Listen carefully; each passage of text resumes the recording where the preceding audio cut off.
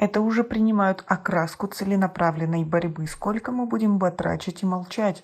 Подписывайтесь на обновление, и точно будете в курсе всего самого важного. Глава Духовного управления мусульман России Равиль Гайнуддин на встрече президента Владимира Путина с руководителями основных религиозных конфессий страны 25 октября поднял вопрос участившихся рейдов силовых органов во время пятничных молитв в мечетях. Российский муфти назвал эти рейды нерезультативными в борьбе с терроризмом, экстремизмом и бесконтрольной миграцией, но вызывающими резонанс в обществе, принимающими окраску борьбы с мусульманами, говорится в сообщении на официальном сайте Духовного управления мусульман Российской Федерации. В последнее время участились рейды правоохранительных органов во время пятничных богослужений в мечети, поголовные проверки прихожан, доставка задержанных прямо из мечети в военкоматы.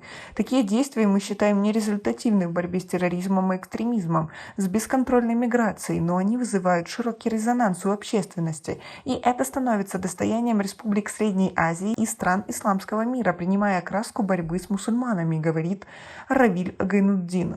Он назвал мечети одним из главных институтов социализации мигрантов и в то же время посетовал на их ограниченные возможности из-за катастрофической нехватки инфраструктуры, мечетей и мусульманских культурных центров в городах-миллионниках.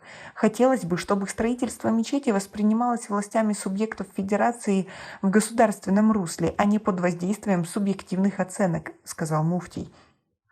Напомним, 20 октября, сразу после окончания пятничной молитвы, в последней действующей мечети в Котельниках на юго-востоке Москвы сотрудники ОМОН и Росгвардии устроили облаву прямо в мечети и после проверки документов забрали десятки мусульман в военкомат города Люберцы, а оттуда в сборный пункт в Балашихе. О рейде стало известно после видеозаписи, которую на своей странице разместил один из задержанных, участник финального этапа шоу «Перепой звезду» на российском Первом канале Мамут Усаинов.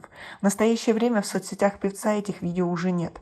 Официально о судьбе тех, кого забрали в военкомат прямо из мечети, российская сторона не сообщала.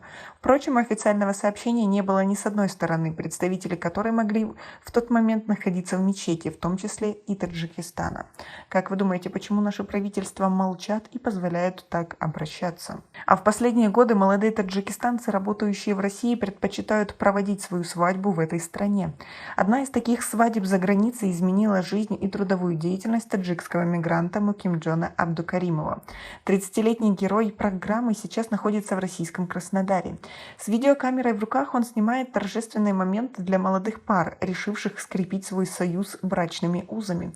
Еще 3 года назад, как и десятки тысяч уроженцев Таджикистана, Мукимджон работал на стройках и предприятиях России.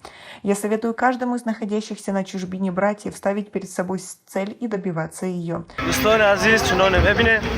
کار ما معده و پیش رفته است خدا را شکر.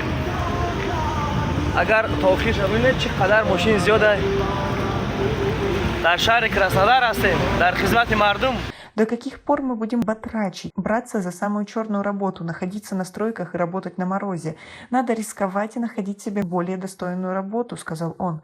По словам собеседника, он уже несколько лет является гражданином России, но все равно подумывает о возвращении на родину. Он хочет начать там свое дело. Наличие у вас гражданства России облегчает частично некоторые моменты в работе. Вам не нужно регистрироваться каждый месяц и платить по 7 тысяч за патент. Эти деньги лучше отправить в Таджикистан для своей семьи. Но по правде все боятся сложившейся сейчас ситуации, даже коренные жители. Мы хотим поэтому вернуться в Таджикистан как можно скорее, сказал он. А как вы относитесь ко всему этому? У нас пока на этом все. Оцените наше видео подпиской и лайком. До скорой встречи.